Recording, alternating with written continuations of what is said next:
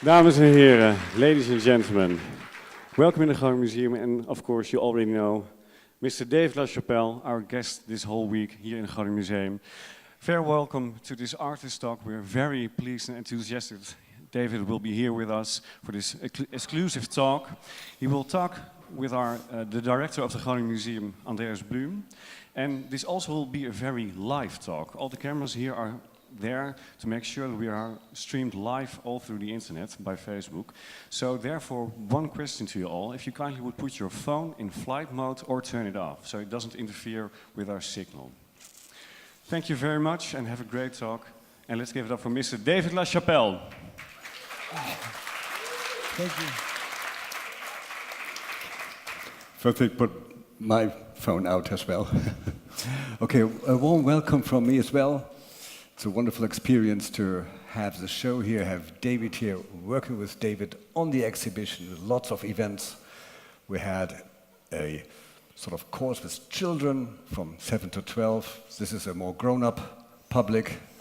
I'm curious also what kind of questions you are going to ask him later. Yesterday we had an opening and party. Yeah. So if we fall asleep on stage, do you know why?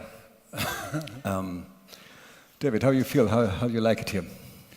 Actually, really have come to really like Groningen, and the museum's been wonderful. I like the fact that it's really unusual museum, but the galleries are so formal, and classical, and you guys are so meticulous with the hanging and the paint. It's very pristine, so it's a great place to show. But it's been a great experience all around. Really, thank you so much, and I mean that very sincerely. Thank you also for bringing this wonderful weather from Hawaii to Groningen. Okay, let's get serious. This is an artist talk. So that artist talk means that I will not talk very much, but the artist will talk. And what we do is we show you slides of the works in the exhibition, sort of like a guided tour. Shall we begin? Sure. Yeah? Yeah. I think you have to put this button and see what's happening. Where? Oh, there. Yes, here we are. Yeah. Oh, we see. So.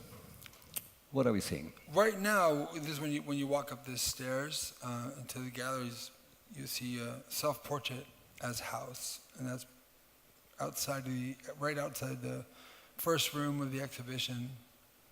And this was, the idea of, people always wanted me to do self-portraits, and I don't really like being on the front of the camera. I prefer the back, so a different way of doing a self-portrait. And, hearing theories about, the rooms of the mind, and where we have memory, where we have empathy, these parts of the brain which are like physical parts of our brain that contain areas. So I thought of it like a house, and having in the bottom left is sort of anger, where I want to suppress, this side of myself. Or in the center room where you have the black woman with the white baby, that's unconditional love, because what could be more unconditional than loving someone else's child as your own? And there's spirituality, and there's debauchery, and there's body images and the spiritual side. So it's all the little containments of the psyche as presented as a home. And I've always liked these ideas of dollhouses, and we actually built this. Yeah, this is not a dollhouse, this is a real house. Yeah, it's a real house that had to support the people in it. So it was constructed so it would support people and have just the side open. So, and we shot that at a studio in Hollywood, Paramount Studio Soundstage. And a house as self-portrait. What gave you that idea? I'm not really sure where the idea came from, but I thought it was interesting, this sort of psychiatric portrait of oneself rather than just me turning a camera on myself, which then brings in what I like myself and all that stuff. Do you know that Vincent van Gogh made a self-portrait as a chair? No, I did not know that. The famous paintings of Really? like, Gauguin's chair and Van Gogh's chair, and actually they're portraits. So it's a nightlight and a daylight image. So it's actually the chair is Van Gogh. Wow. So, but I had to say this. Was he in the daylight or the night? Was Van Gogh in the daylight or the night? Yeah, Van Gogh is daylight. Oh, okay. Gauguin is artificial light. Mm-hmm. And Van Gogh is a very simple chair, and Gauguin is a very elaborate chair. One painting is in Amsterdam, the other one in London. I want to see that. Good. You want to? Oh yeah. We have only 70 slides, so. Oh yeah. So this is titled "Behold," and Sergei Pilunin, who is a great, one of the greatest living male ballet dancers, who is here today, and who danced yesterday. Where is he? Is he?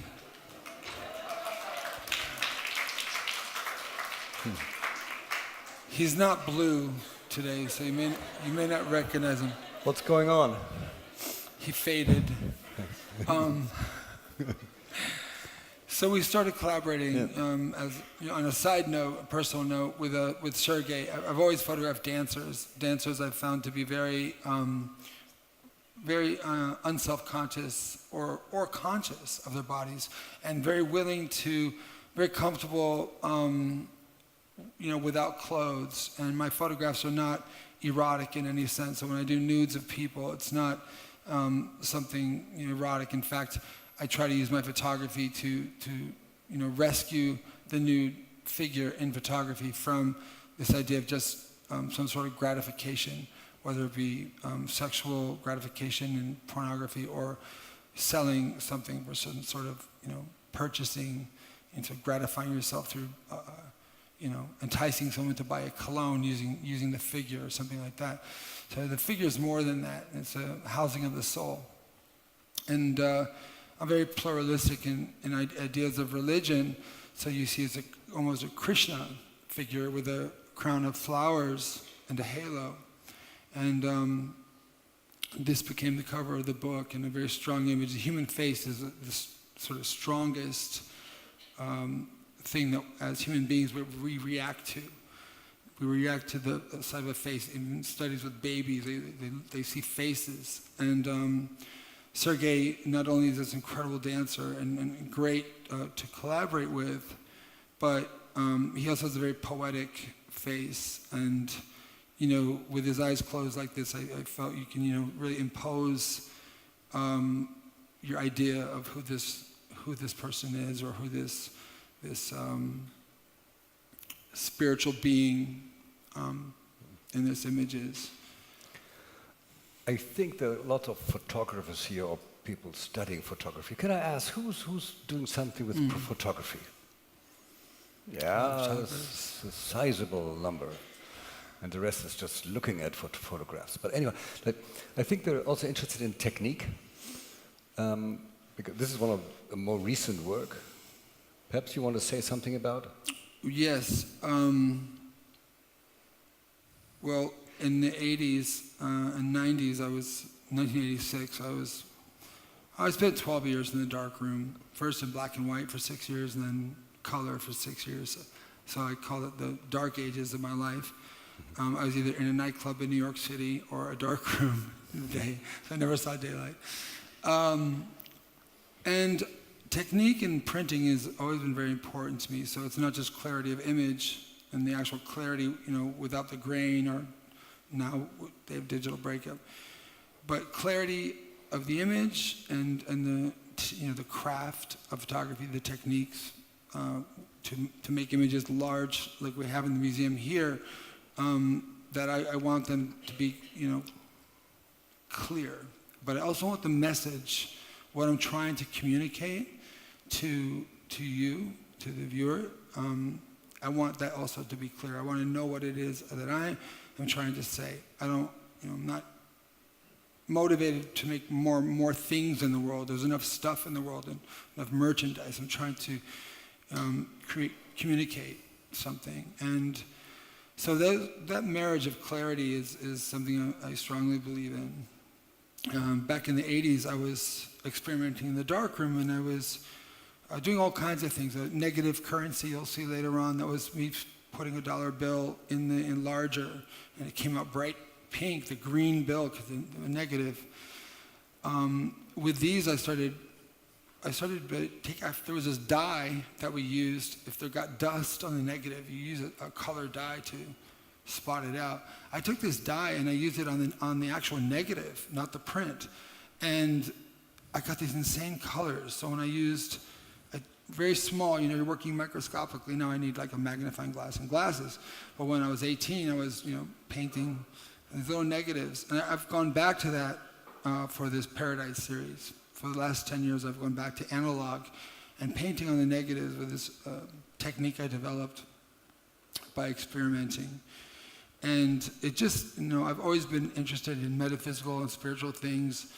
And when I wanted to photograph Paradise, I wanted to photograph the figure in nature, but I didn't know what it would look like. So it took me a lot of thinking, how is it going to look and not just look like something we've already seen before, and yet express what I wanted it to, which was this, unphotographable ideas of light emanating from bodies and halos and these sort of, colored figures. And there, remember this technique I used in the 80s quite a bit, and I went back to that. And so it's been really, really fun to do that and fulfilling. You can see fingerprints on some of those images, and I think also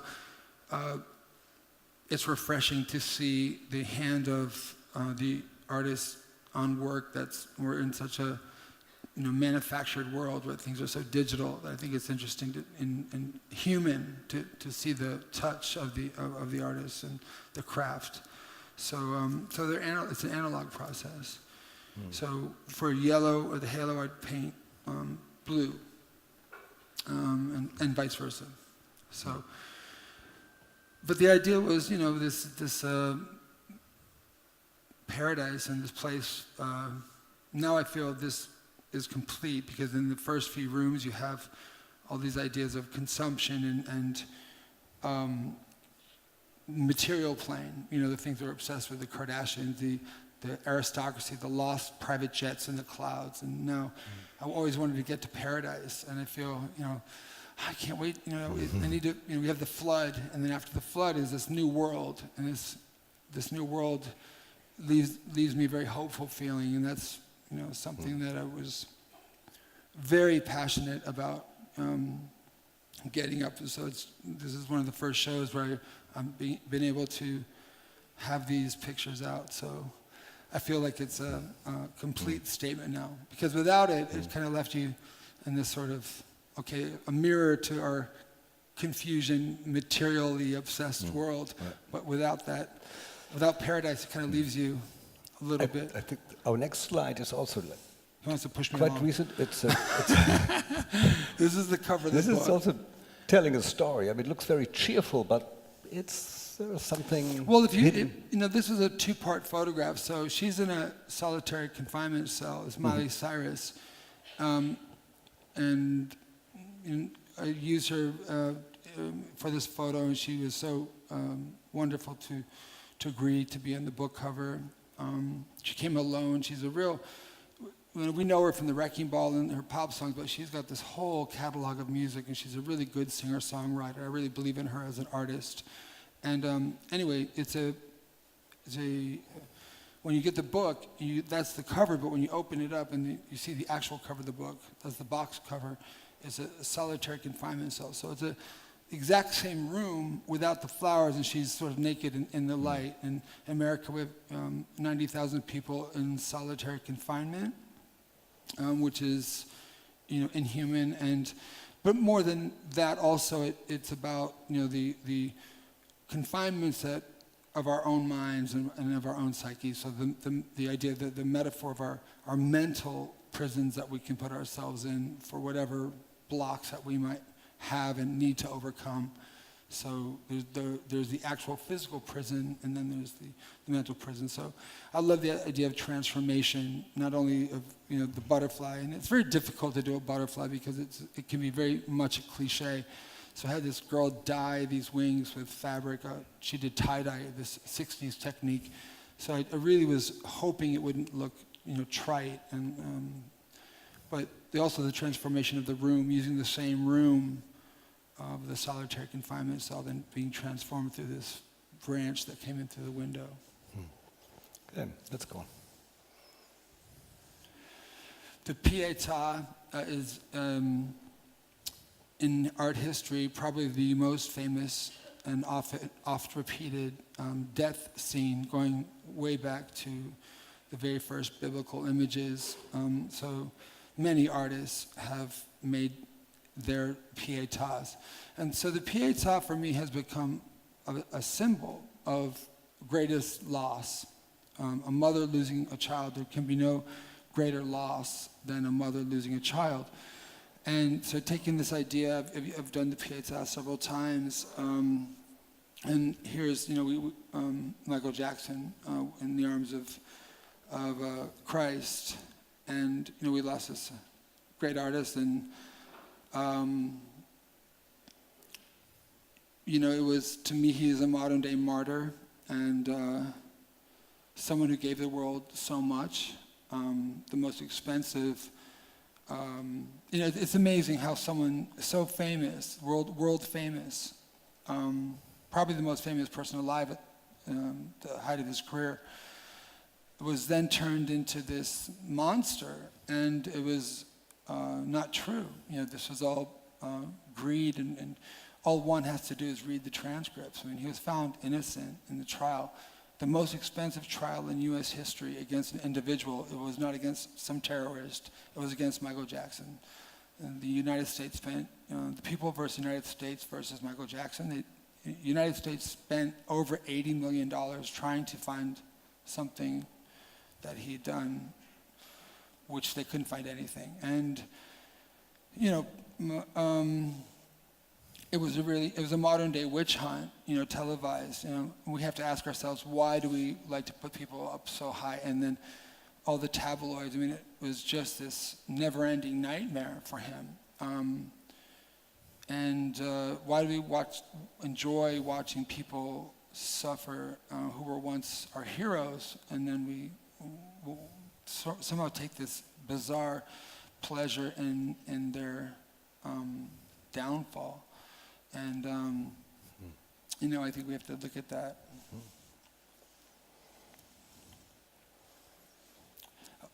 Almost similar in subject, a martyr, modern, somebody famous, an icon in itself, reflecting on other icons, suffering. You had a special relationship with him. Well, he was my favorite, one of my favorite artists growing up, and I came to New York, and Andy was around a lot, and I would see him out in clubs and things, but I was wanting to be a painter and draw when I was young, so I was always sure I was going to be an artist. But when I learned photography, I then came back to New York, 17, and I finally had some photographs, so I had a reason to go talk to him, and I was having an exhibition in the East Village. I have a little gallery that we put in a friend's loft. And Andy sent the staff of the magazine to come look at it, and he was very accessible and generous. Even after being shot, he was always out, and he loved young people, young artists, in a very pure type of way. There are 2 Bibles on either side of his head in this photograph, and I placed those there because Andy went to church every Sunday. After he was there was an attempt to assassinate him in 1968. And although he came very close to dying, he pulled through, but it took about 20 years for that bullet to actually do its job, because it was complications, really because he was shot. But after he was shot and recovered, he returned to going to church on Sunday. So friends at the magazine would walk him to his service. So we all have this idea about people, but we don't really know. Even famous celebrities, we think we know about them, but everyone thinks Andy was sex and decadence and Studio 54 and stuff towards the end. But actually, he had another side as well, and was a very kind person. What I did learn from him most of all was how fickle that world is of art, fashion, celebrity, and the mix. At that moment, Interview was the most important popular culture magazine in the world. And you had Salvador Dali interviewing Bianca Jagger and having conversations. It was really incredible. Another way for him to express himself. And he was always very prophetic. His last series he was working on before he died were the Last Supper series. And when I shot this picture about 2 weeks before he died, he said, "I'm not going to make it." And we're all like, he was 57. What are you talking about? It's a very simple operation, but in fact he did. So certain artists definitely there's a prophecy, and they're very, very sensitive and aware. So it made perfect sense that he knew it was his time and he was going to die. And this became the last portrait. But what everyone asked me what I learned from him or what he taught me, and really by observing and being around that magazine, and I had this gallery show, but I wasn't making any money. So by him letting me work for Interview, that opened up this whole world of magazines, and I spent 20 years doing that. So I went from galleries to magazines through Interview, and then but what I really learned was seeing how fickle people were. He couldn't get a show at the Museum of Modern Art. That was his biggest dream in his whole life. He wanted a show so bad at the Museum of Art. That was his hometown, New York, and never was allowed a show. More than that, they rejected his paintings more than once, just as gifts. They wouldn't accept them. And then he died, and 2 years after, I think that's this idea of the art and rarity and inaccessibility, and that's what adds value to art. So as soon as something becomes inaccessible, as soon as he died, suddenly everyone was like, "Oh my gosh, he was a genius," And before then in New York, he was being really couldn't sell a painting in New York City. It was the dollar signs didn't sell a painting, and now and talk about prophecy, that was predicting this whole idea of the auction prices. Really, now that's how people judge an artwork. They don't look at the critical essays or the criticism. They look at what was the auction price, and really art has become this commodity. Or Andy saying, early on in the 60s, my work's made in factories, and it wasn't actually made in factories. It was a shocking thing to say. People were like appalled because Jackson Pollock was like, before Andy, this artist hero painting in the field, or in the barn.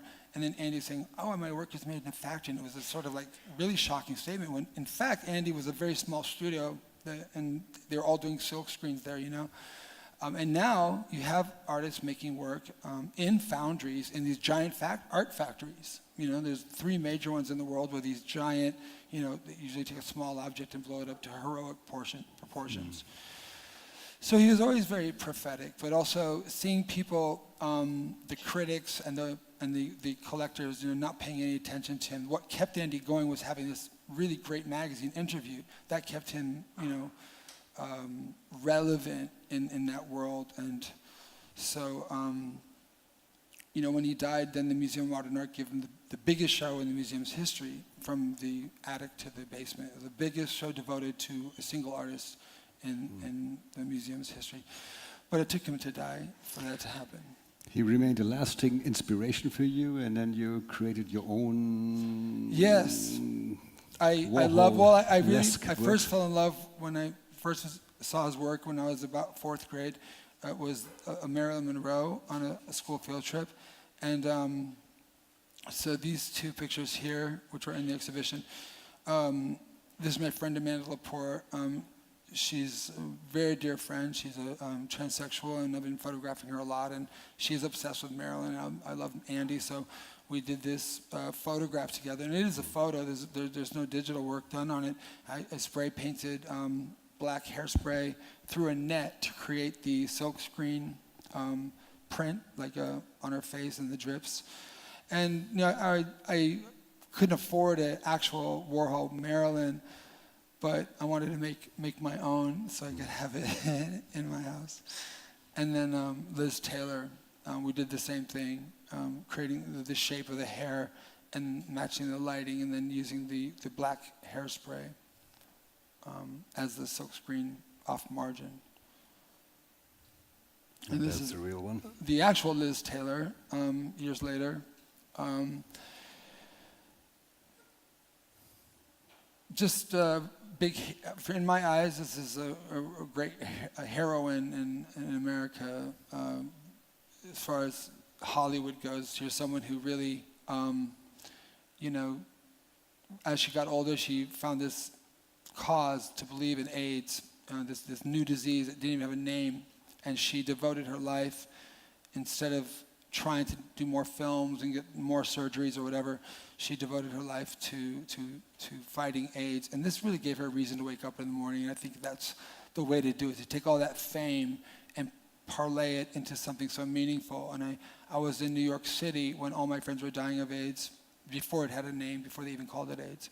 And there was this group, ACTA, and I joined that, and later on, the first person to talk about it, who was well known, was Elizabeth Taylor. And I remember hearing her voice. I was like, it got very quiet. And I'm like, we're at this fundraiser. I said, who's that speaking? Because I couldn't see the stage. And oh my God, that's Elizabeth Taylor, you know. And so it meant so much, you know, that she devoted her life to this. And so I was lucky enough to do a photograph of her with her diamonds. I mean, she really knew how to live with the love affairs and the films, and then really finding a passion in her life and a reason to wake up in the morning. And the next one is, in my view, in the show, a little bit the odd one out. It's one of the other earlier works. Mm-hmm. Well, I was doing black and white. Liza Minnelli. Liza Minnelli, and I was very much, she's much a part of Andy's world, like Elizabeth Taylor.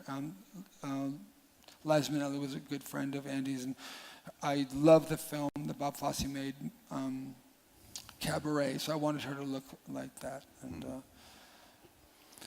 so that's one of the earliest pieces in early 80s.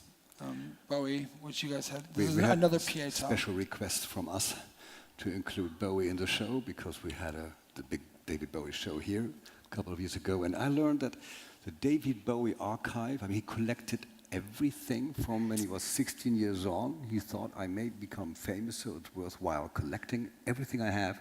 So the David Bowie archive has more objects than the Groninger Museum. 70,000 pieces, of which 60,000 photographs. They told me that David Bowie may have been the most photographed individual in the world. I don't know. But this is different. Yeah, this is kind of a pieta of his younger self, Ziggy Stardust. He was not happy about doing this photo. He didn't really like the idea. But then later on, he used the very next record cover, he took a picture with the same concept, him holding a younger version of himself. Little Kim, this is, working in celebrity and fashion. Now I'm in New York working for all the magazines and photographing celebrities. Really, at that time, you couldn't work in galleries and magazines and stuff. Couldn't do what was considered commercial work and fine art work. So once I started working for magazines, it was kind of like I just had to kiss the dream of showing in galleries goodbye. And I said, okay, well, if I'm going to do this, I'm going to, really blow it up and make an impression. And I wanted to make, 20 years working in magazines that taught me how to communicate. And I was also questioning things. And as older I got, the more I questioned things, and you'll see that coming up. But at this point, it was, this idea of what is a luxury item, and skin as a luxury, branding oneself. I learned from your tour that we shouldn't look at the hamburger here, but at the shoes. The shoes. Well, this was a shoe editorial for Italian Vogue, but I'm a vegetarian. I called it Death by Hamburger, so I'm sneaking my political agenda in here. Death by Hamburger. Just trying to find different ways to photograph fashion. That just a pretty girl in a dress wasn't as interesting to me as a story, and concepts were always telling a story somehow was always very interesting to me. And but it's a commissioned photograph, is it? oh yeah. Yeah. So they They were just happy. said shoes. You have to. The assignment was white shoes. Okay. Well. Were big for spring. Don't you remember that year? The white shoes were big. I don't remember. I'm just teasing you. In fashion, white shoes were the new big thing, so I had to photograph white shoes. So this is what I came back with. I mean, that they didn't know anything more than that, and I came back with these photographs, but they liked them and ran them. Alexander McQueen, Isabella Blow. This photo, people ask me, how'd you do that? Well, we just put flame bars in the windows of a castle in London, the Hollywood flame bars, and it's very difficult. With fire, people say, they think a lot of my work is digitally created, and first of all, I'm not a computer savvy person. But secondly, it's more fun to actually create these tableaus, set them up, and photograph them, because then they're real, and they actually took place, and I document them. And you don't know what could happen. So I didn't plan on, Izzy holding the train of the dress, or I didn't even know he was going to wear this dress. But this is when, right before Fame happened. I mean, I remember a quote by Tennessee Williams the night he got the standing ovation for Streetcar Named Desire. Many years later, at the end of his life, he wrote about that night. And when he got the standing ovation in New York at Broadway, Marlon Brando on stage, back when standing ovations actually meant something, he said, and thus began the tragedy of success. And that's sort of how I look at the picture now, in retrospect. Both Isabella Blow on the right and Alexander McQueen have both committed suicide.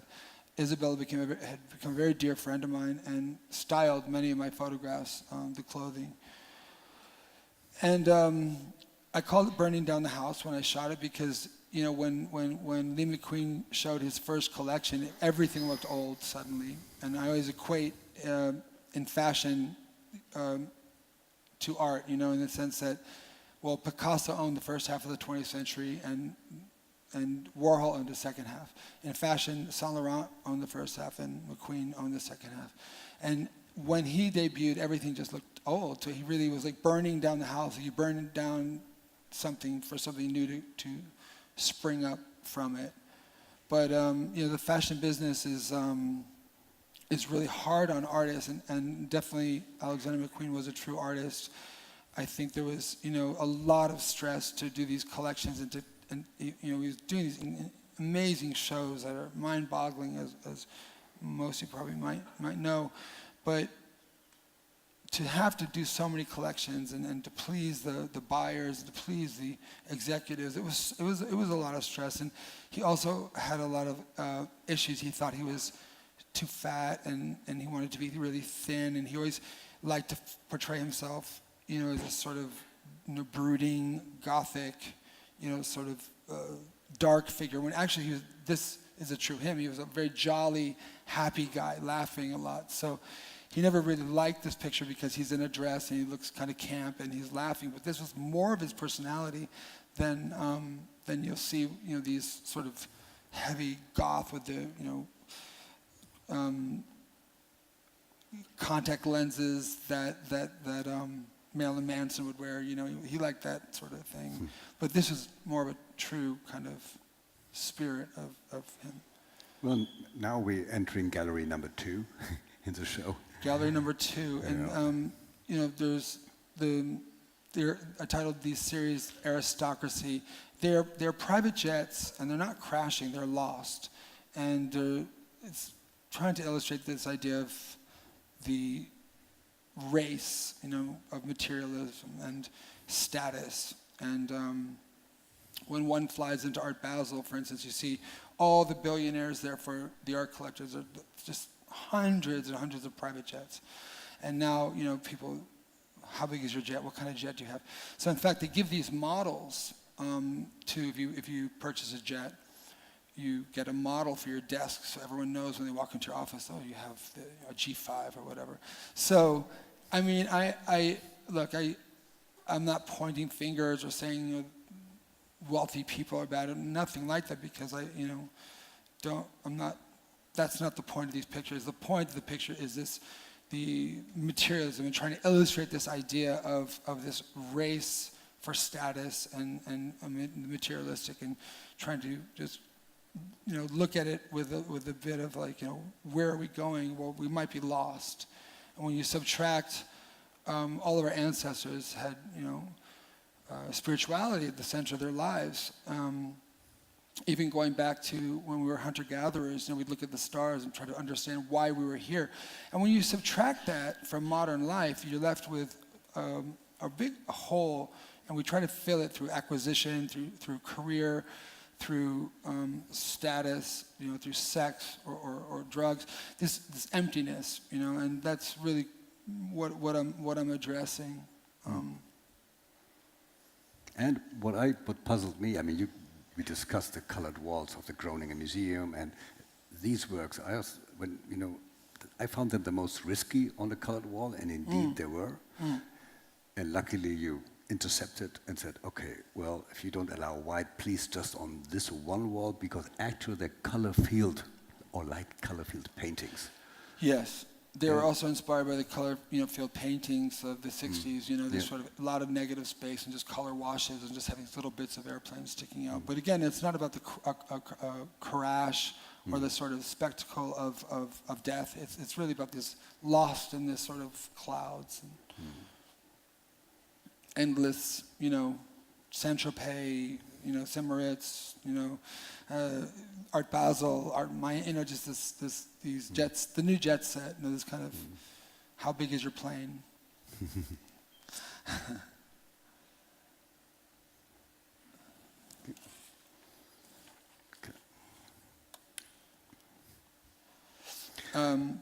Kardashians. I really have a question about this one. This is the showtime at the apocalypse, the Kardashians.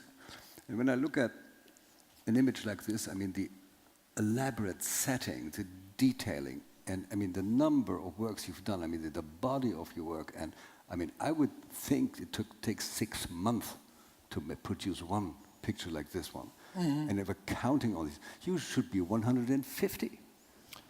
That took a month, around. 1 month, yeah, still. Yeah, from finish, start to finish. Many of your works are so detailed. You could talk and look at them for hours and find things. And this is again, this is really a mirror to these rooms. The beginning of the show or the exhibition is really about our society, kind of a mirror to our world today. It's not about this particular family. It's really about our obsession with them. This is soon to be the most successful television show in the history of the world. And why are we obsessed with this show, which is, it's a statement about us more than it's the individuals in the photograph. How did they like it? They liked it, and they're very pleasant, and they were, they didn't see the set before, and they hired me to do a Christmas card for them, and well, I thought, okay, this will be interesting, but the deal was they couldn't come to see the set or look at it, or producers from the show, and they made a whole show around the taking of this photograph, but I wouldn't let them see the show until I unveiled it on the day of the shoot.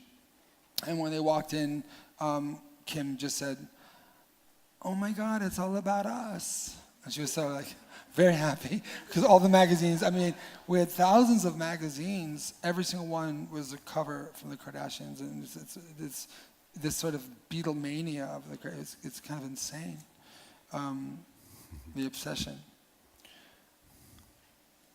And then it really changed the way women in popular music, and even girls in Los Angeles, I don't know about here, but definitely don't think it's gotten here yet, but are modifying their body with silicone injections. And it used to be just, a lot of my friends were transgender in New York back in the 80s, were doing this to their butts and hips to have a more feminine silhouette. And now you're finding all kinds of girls in pop music everywhere doing these gigantic, risky injections.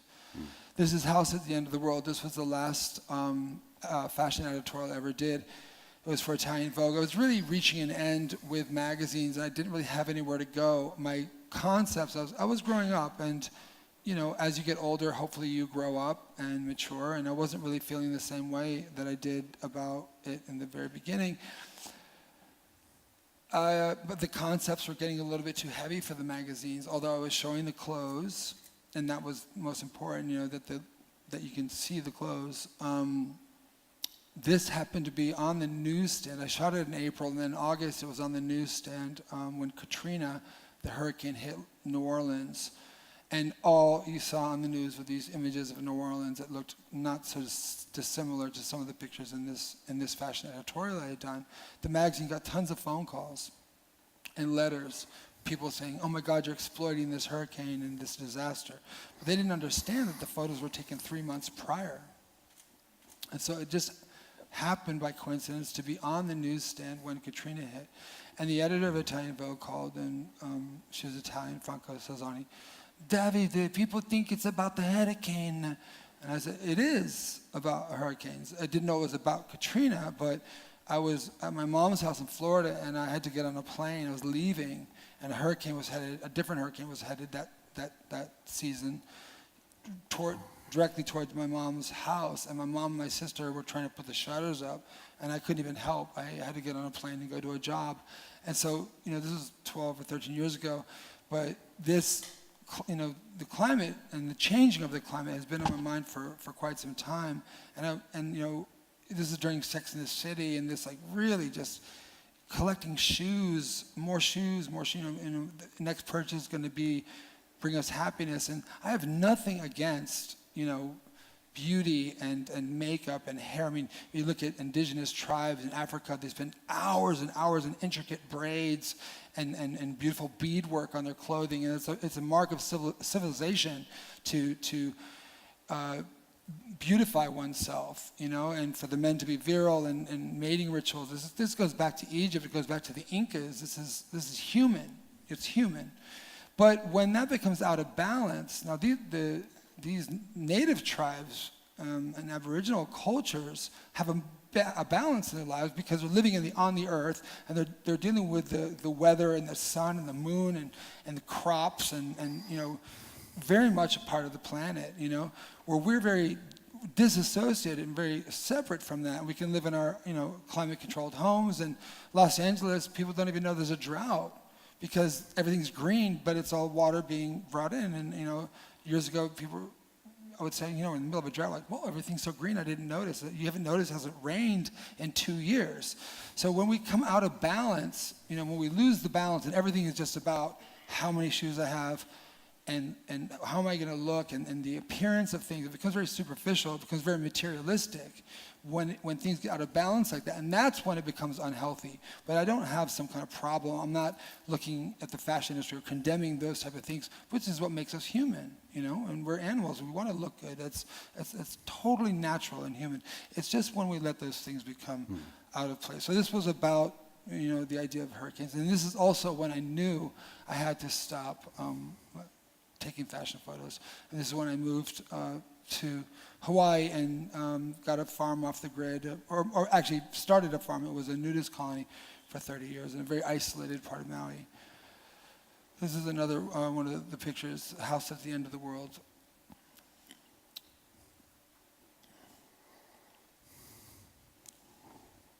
And This was also a fashion story.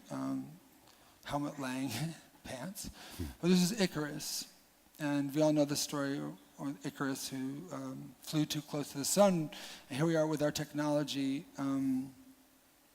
and putting that almost before God, who had warned Icarus, don't go too close to the sun. So it's just sort of taken this. I like the Greek. I think the Greeks were still dealing with the same things the Greeks were also talking about. That's like shockingly colorless. I mean, this image sticks out, and all the colors. All of a sudden, you have this like gray thing, and you have to look and find the person. It's amazing. Where did you do it? Like on a real dump? Sorry? Where did you shoot it? Like on a real computer dump? Because yeah, I mean, we just started collecting computers. This is before they had recycling for computers. And I never forget when we got our first computer at my studio, we were still using Rolodex, and we had a young person working at the studio who was saying, you guys have to get a computer. Like, what's wrong with you? And we're like, no, we have a Rolodex. No, you need a computer. So we got the big gray computer, and then 2 years, oh, I'm sorry, God, I just discombobulated. 2 years later, help. Computers. 2 years, hello? Am I still here? Can you guys hear me? Yeah? Is that good? No? I don't know, no. 9? No. Help is coming. Help. Okay, we're good. Is it good? Oh, yeah, no, it's good. Yeah. Testing, hello? Okay, great. Perfect. He's like, I'd actually rather not hear you. You're talking too much. A sign from God. I was really shocked when we had to throw it away and then there's nowhere to throw it. And then we got the one at the bottom. You see the blue one? The colored, Apple. Those Android, I think it was. Yeah.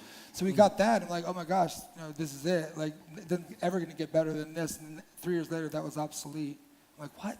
We have to throw it away? I mean, this, or this sort of built-in, what do you call it? When they make it to kind of be obsolete. Built-in obsolescence, And then the negative currency, which I mentioned earlier. So in 1990, I was experimenting with the painting on the negatives. I took just a straight dollar bill, and I put it in a glass enlarger in the color lab, and it came out this incredible psychedelic magenta, the green, which is the opposite of magenta. And you could also see through it. And I like the idea of like a negative currency and all the connotations that came with that. Also, you could see into it, and the security things, and I started doing all the different countries. And we have 2 countries here. I think we have China and America. That's a yen. Also incredibly psychedelic in this ordinary object that people, we hold all the time, our money. And all the things that it implies. This is your piece. Now, my turn. Well, we're happy to have acquired this work. It's called Seismic Shift. And of course, we were thinking, we need something from his work for this museum, not only having a show, but we wanted something lasting. And there were some options. And the museum, after an earthquake and flooded, appeared appropriate for this museum. But there's, of course, much more to say about it. We did research. Anna Roscher-Hafermann, co-curator of the show, did like some detective work on it. Where are we? We are at the Broad. That's like a new wing to the Los Angeles County Museum of Art. It's an existing building. After an earthquake. So it's a new building, already destroyed, quite destroyed, with famous iconic artworks of the 1990s and 2000s. Jeff Koons, Damien Hirst, all like the trademark art, the most expensive works of art that we can never buy. So that was the other advantage of acquiring this photograph. We get the whole art history of 20 years in one work. And we do have a Koons, and I was always thinking, what is the value of art? I mean, we museums, we keep things, we get gifts, we collect things, but as soon as you buy something contemporary, you don't know, will it last? Is it really a good decision to have it? In 20 years, in 100 years, will they still care, or will they think, oh my God, why did they buy that? spend all that money for it. So with every acquisition, we ask ourselves this question. And we made a little experiment. We put our Jeff Koons, it's called Christ and the Lamb. It's a mirror, it's a Rococo mirror. You can see it here in the collection. And then 100 years after Marcel Duchamp had put his urinoir, it's like, I don't know how you call it, like urinal, signed it and declared it an artwork and submitted it to an exhibition in New York. So you take an object that you use and by signing it makes an artwork out of it. So we thought 100 years later, on the day, we turn it around. So we take an artwork and make it a piece you can use. So we would put it in a big department store in Amsterdam, the Bijenkorf, and didn't tell anybody for 2 days. So it was hanging there in the accessories department. Of course, it was guarded. And we were wondering, will people respond to this Jeff Koons? Will they even recognize it? No, they didn't. But they liked it. The people made selfies. It's a very exuberant mirror. And then 2 days later, we thought, okay, now enough. We put a label next to it and explained to the staff and the people who were shopping there that this is a famous work by Jeff Koons.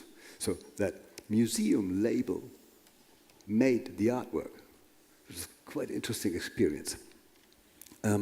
So with this work, David is asking the same questions. What will last? You know, what are we doing? Is this really worthwhile spending millions of dollars or whatever on a Jeff Koons or Damien Hirst? But Damien Hirst, I think you're especially critical. Is that right? Well, it's you know, the sharks, these creatures have been around. I think it's a mirror. You know, Damien Hirst is a perfect mirror to our values as a society, as all good contemporary art is a mirror to the values of the society at the time in which it was created.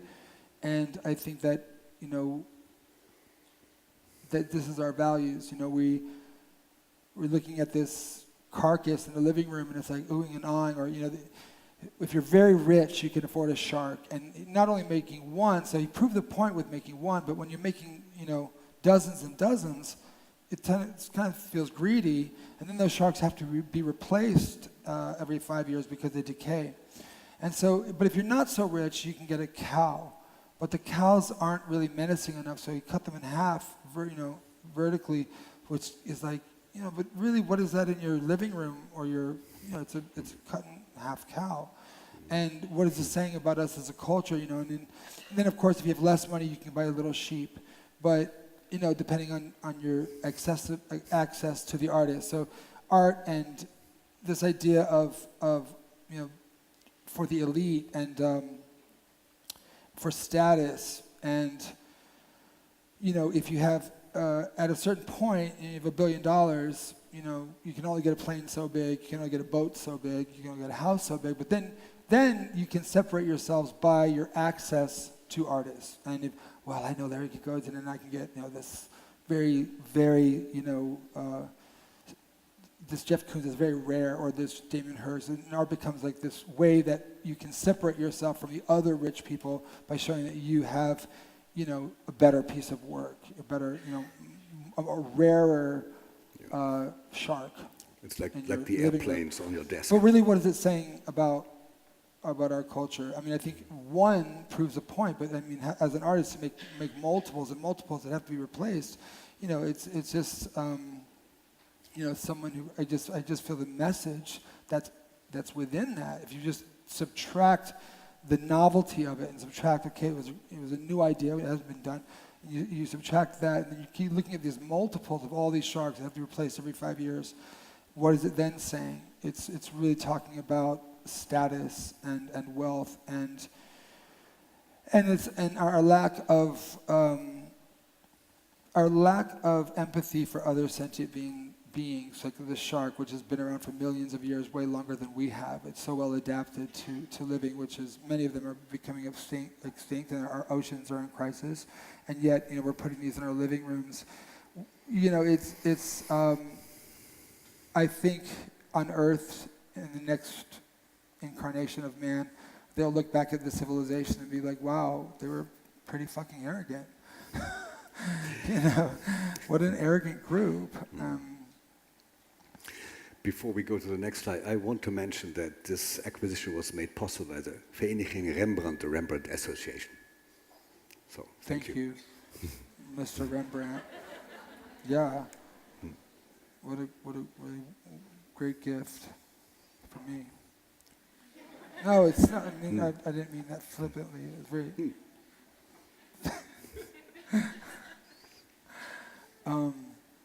This is called The Rape of Africa, and it's based on Botticelli's Venus and Mars. And I've always been drawn to the Renaissance.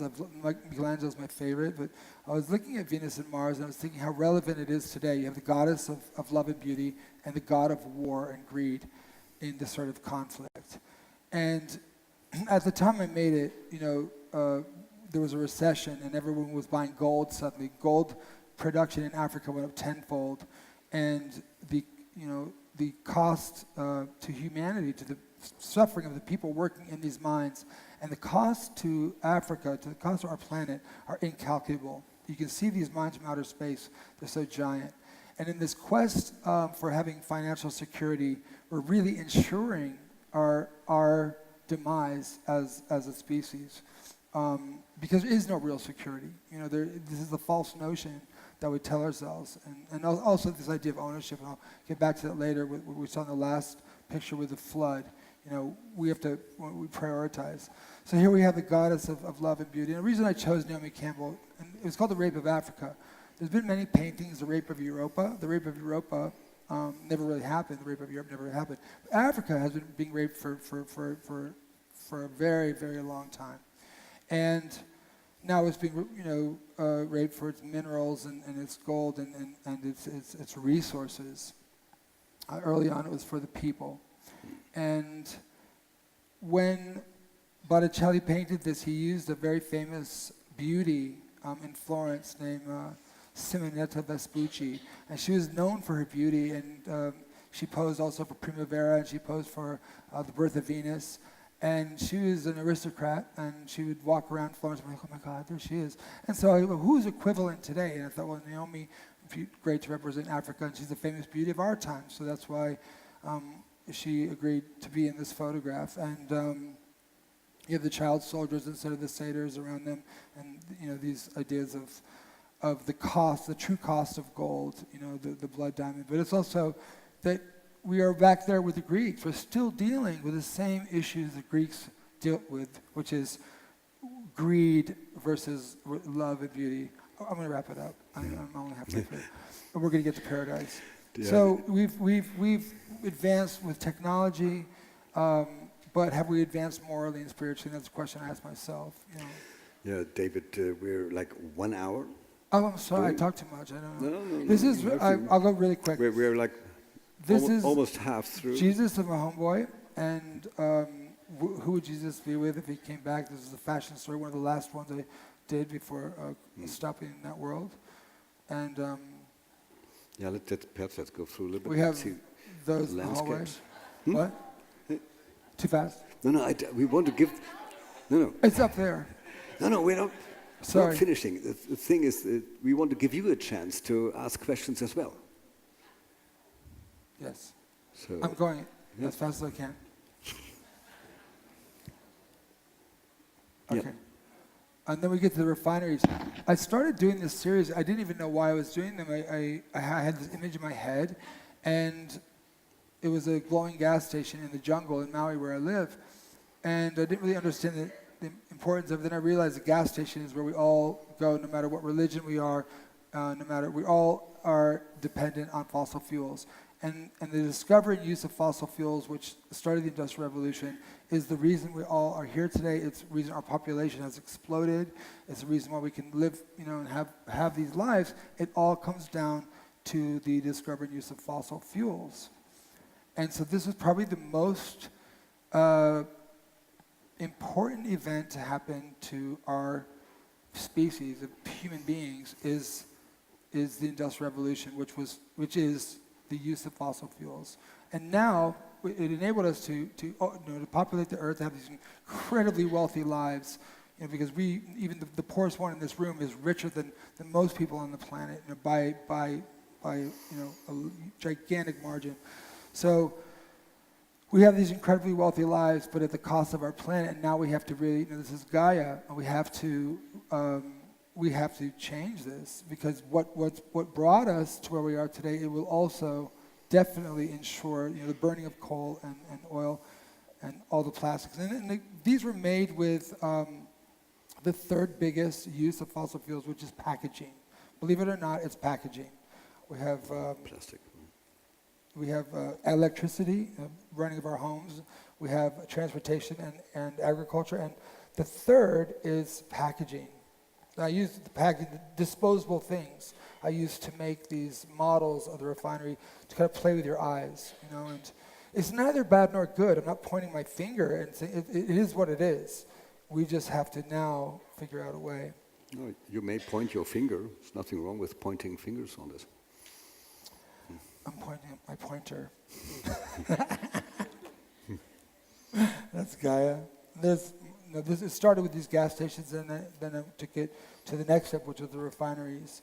So we built these and put them out in the where I live at night. We shot with flashlights, and a little bit of Edward Hopper kind of came in here and inspired. Oops, those were the frogs. I love frogs, and I always have, and they're, amphibians are the first to come out of the ocean, and they're starting to disappear now. We have this is one of the models down in the lobby that you can see how we built it. Rebirth of Venus. It was just simply a celebration of Botticelli's The Primavera and Birth of Venus. And then that still masters, still life inspired the Vanitas, and did the seasons of life, the autumn. And you notice, when every object in these paintings, the original paintings that inspired these photographs, every object was so symbolic. A shell always meant female. Different flowers meant different things. It told you about the person who commissioned the painting, or it told a narrative. And so I put these random disposable objects because we are in this disposable time. It used to be your father would give you a pen that his grandfather had given him, and you'd have that pen your whole life, and you'd write all your letters on it. And now how many pens have we gone through in each of our lifetimes? We can't even count how many big pens we've used. Oh, it's dead. Throw it away. Next. So we're in this really disposable time where objects don't really matter that much, but the acquisition of them is so important, it seems. So there were the seasons of life and the brevity of life, and I called it Earth, Laughs, and Flowers. From the Ralph Waldo Emerson, this poem, it basically talks about, man builds these monuments to himself. He feels like he's the master of the earth. He dies, he gets buried in the earth, and the earth laughs back at man's arrogance with flowers. And the flowers are like earth laughing back at us. So this is Deathless Winter. This is the American saga, springtime. The rites of spring, so all the things that go with youth and the sort of hormones and experimentation and everything that we associate with youth. And then we have the flood, the flooded church. This is the flooded cathedral.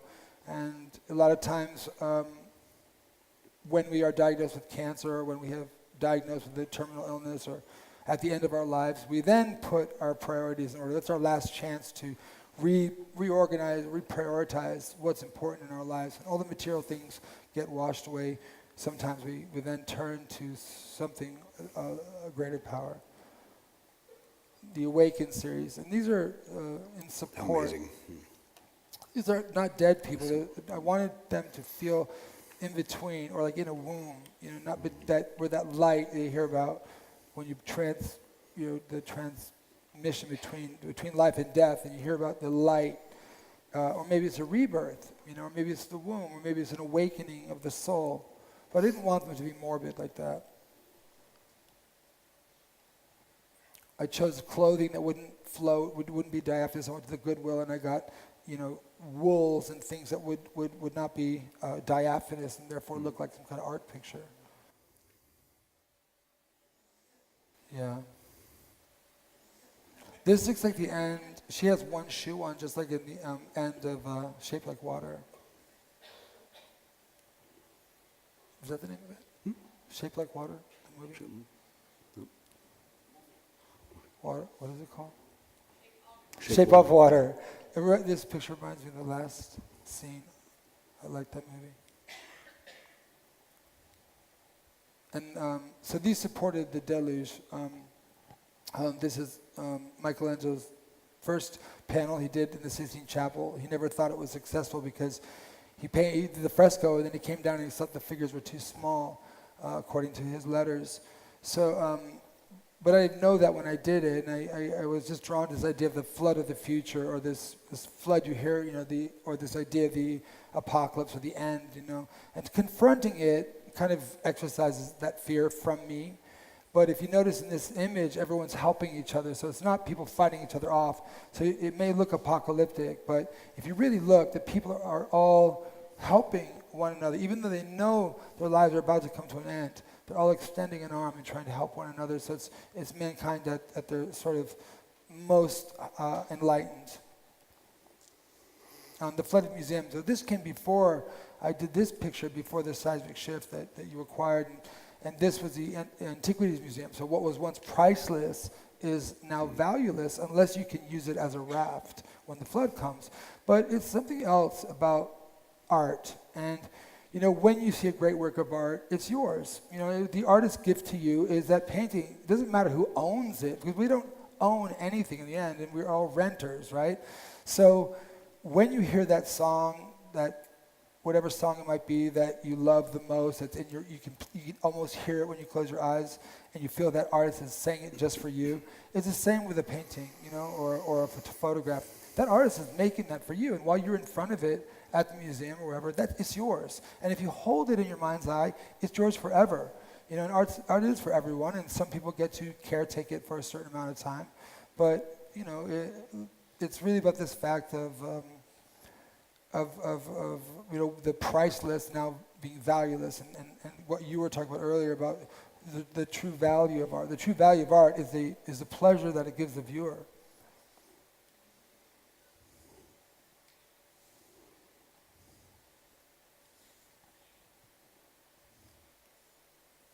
Or the thoughts that it provokes. This is the raft. It was a collage. I built this raft, and now I use a lot of the same people who were in the deluge. And they're taking the raft to the New World, but I didn't want to do it digitally. And I do love collage, and I make a lot of them for myself when I'm working out ideas. But I want to do this on a large scale because otherwise it would have to be a digital thing to put it in the water. I didn't want to do that.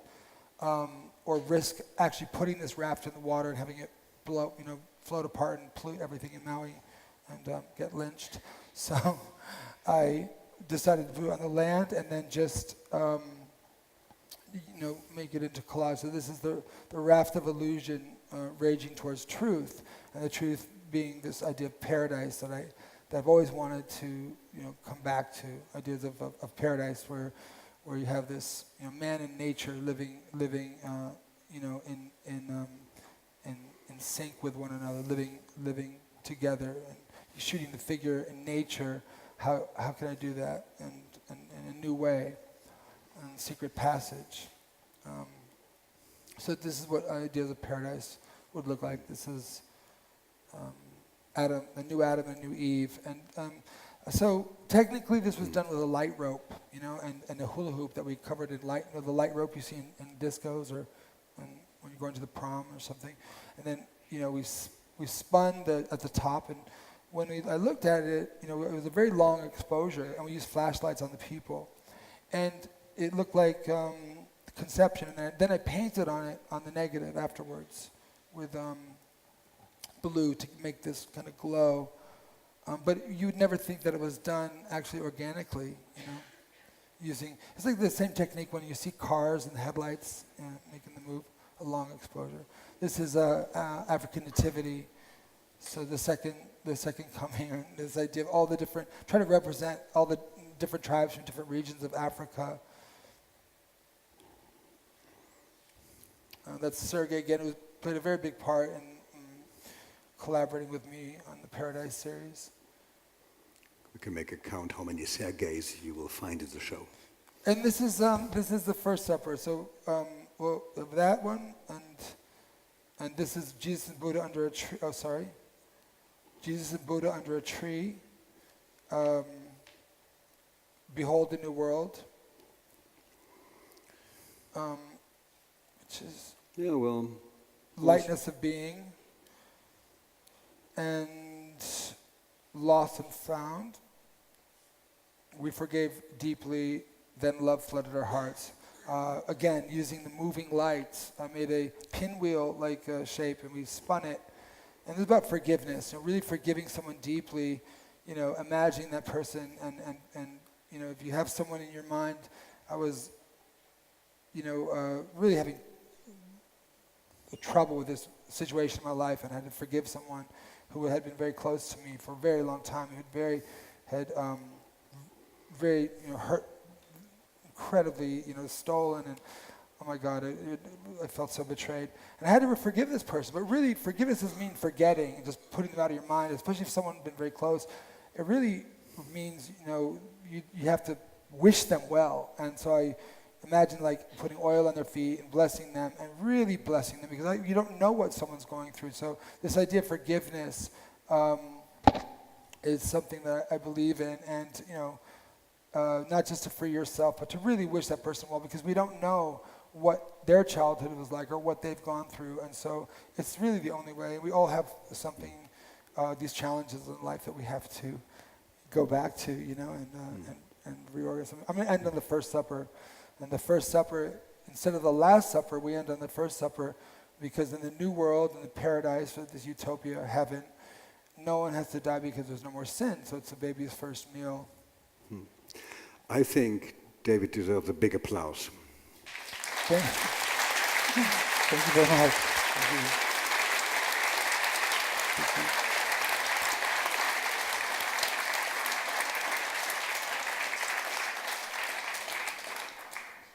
Ready for questions Sure. from the audience? Tommy, will you? Okay, I have a hard time seeing everything here because of the lights, but okay, who's asking the first question? There, behind you. Yes, what advice do you have for younger photographers and artists in this new digital age? Well, the advice I have for anyone in this new age, I think we have to, I've always relied, since I was really young and starting out, I wanted to be a painter when I was a kid, then I learned photography. But I had to, I was in New York, and I wanted to take photographs. I knew I was a photographer, but nobody else did. So an artist's life is very different. I could have never planned how my life, the trajectory of my life. If you're going to be a doctor or a lawyer, there's a sort of a roadmap. You do well in certain subjects in school. You go to this college, you study medicine or science, and you intern at this hospital, and you work for this doctor, and then you become a surgeon or a doctor, right? Same with in a law firm or becoming a lawyer. But being an artist, we don't have this kind of roadmap. So all we have is our intuition, or that voice inside of us, or our gut or our heart. Now, when I was growing up, I depended on this because I had been a high school dropout. I didn't have anything, to fall back on. I had to make it as a photographer. I didn't have a choice. And when things would go, whether it was all my friends dying of AIDS and having to figure what the hell was going on, I would go to the woods. I would go to nature, and I'd be alone, without a friend, or just being by myself, solitude. And we didn't have devices back then. And you guys have this whole other challenge where you're constantly being interrupted, and it's an experiment. People are addicted to their phones and their devices and their social media, and you have to turn this stuff off if you want to get inspiration.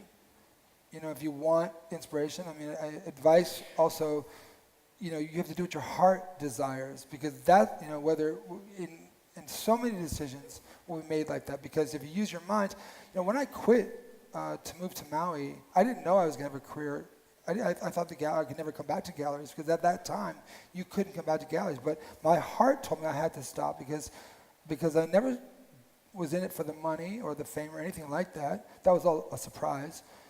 I was able to walk away at the height of my career, at the height of magazines and all that, and move because I no longer could work in that context. Okay, but if I had to listen to that still voice inside of me or been able to hear it, I wouldn't have made the decision. I would have stayed where I was comfortable and where everyone was telling me, are you crazy? You have to stay. You have the dream photographer's life. But when I stopped taking pictures 12 years ago, I really thought I was done. I had no idea I'd be showing in a museum like this today. And that was 12 years ago. So, God had other plans for me, but I didn't know at that time. I really thought I was leaving, and I had to follow my heart. But which is your inner voice, the guidance. The only way to hear that is solitude. And sometimes it's just a little bit of a tightness in your chest or an expansion in your chest where you feel, oh, this is right for me, or this tense, this is wrong. But if you're so distracted, you're not going to hear that voice. And as an artist, it's crucial. That's your guide. I could have never thought that after 6 months in starting this farm, I get a phone call from a gallery in Berlin saying, would you do a show? I said, well, I don't do celebrities anymore. You can do whatever you want. And that's when I did the Deluge and the Awaken series. I was like, are you kidding? So I could have never planned.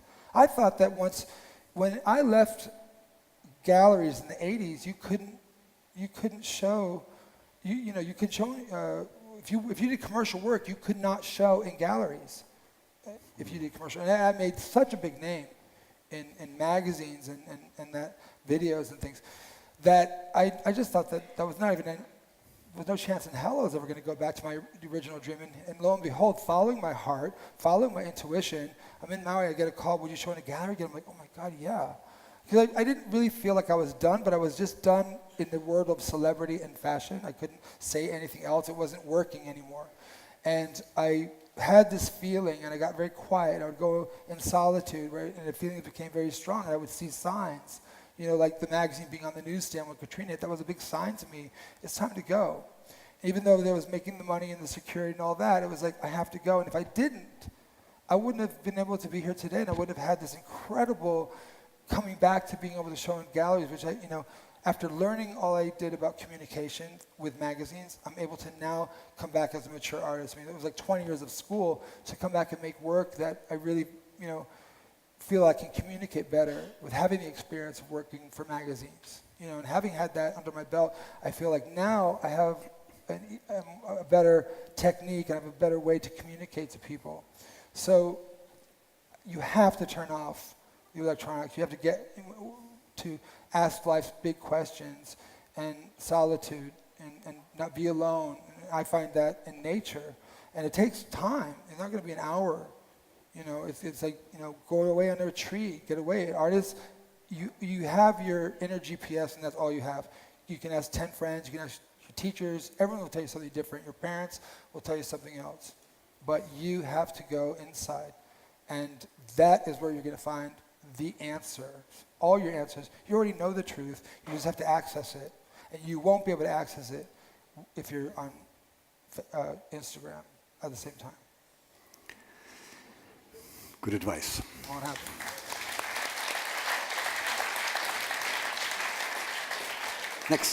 Next question.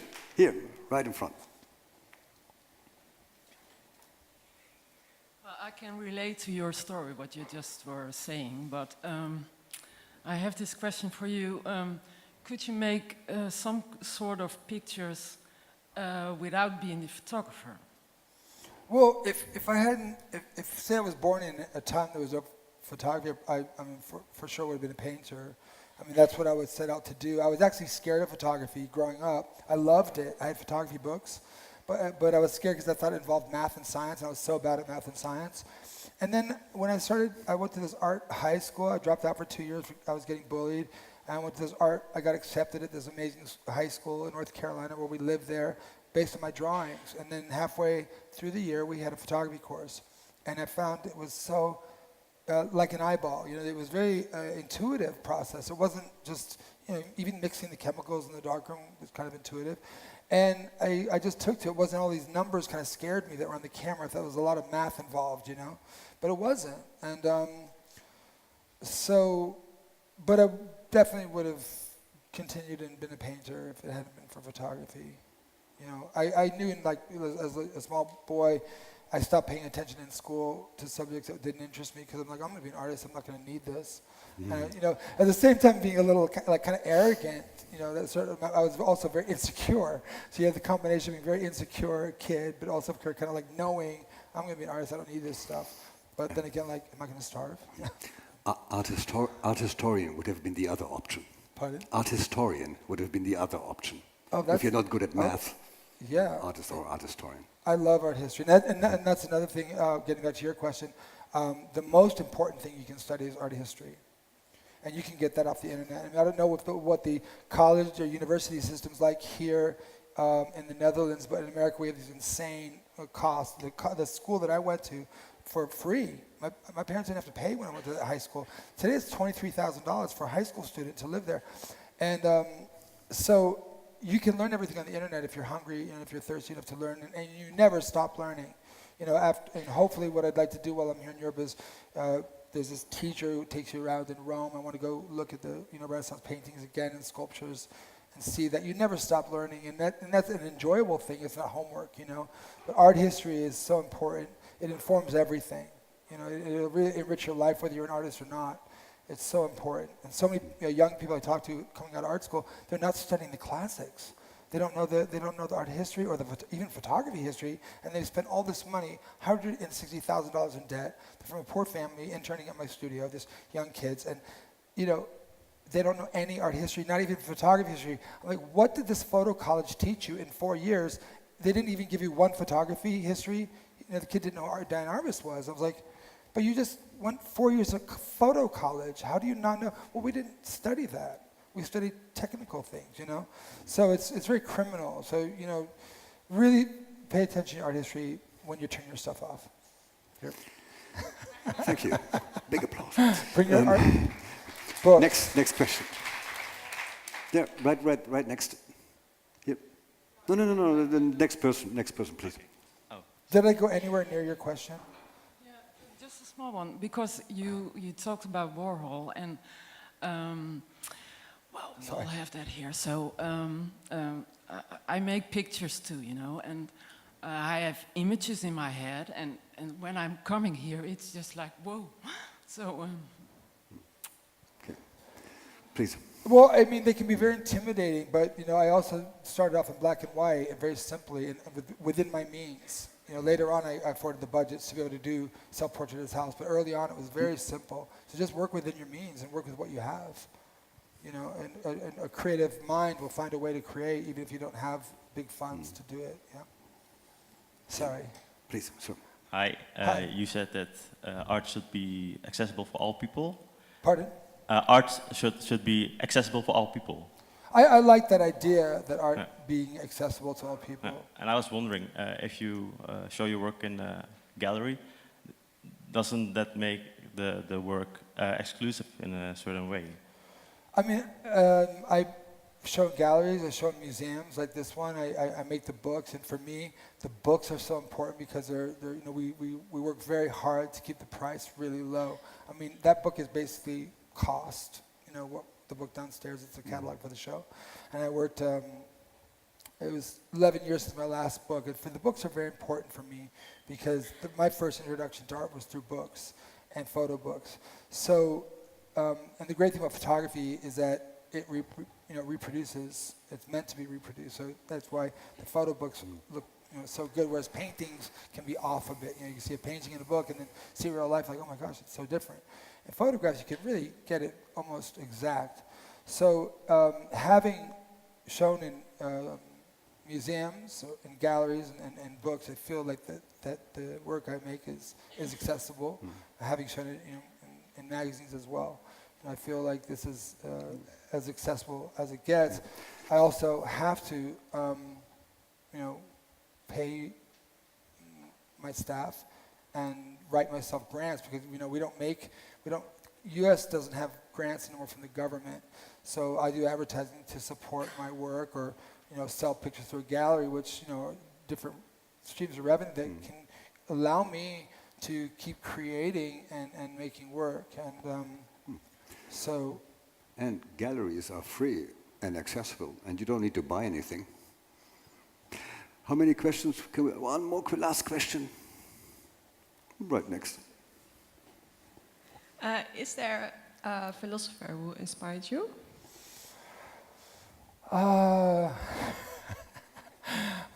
Gosh. Well, Epictetus, the Greek philosopher Epictetus, has an amazing translation of his book out right now, The Art of Living. Epictetus was around the same time as Christ.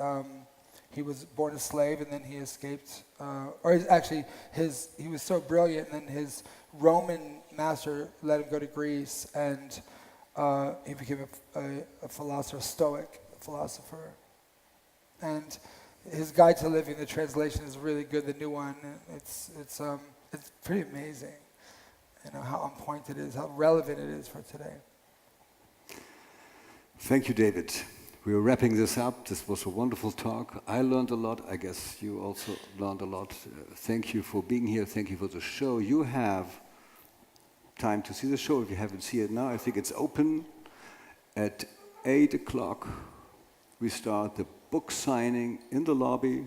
You're all invited, of course, to join that. Is there anything we need to tell? No. David, thank you so much. Oh, you're welcome. Thank you. Thank you very much. Thanks. Thank you. Thank you.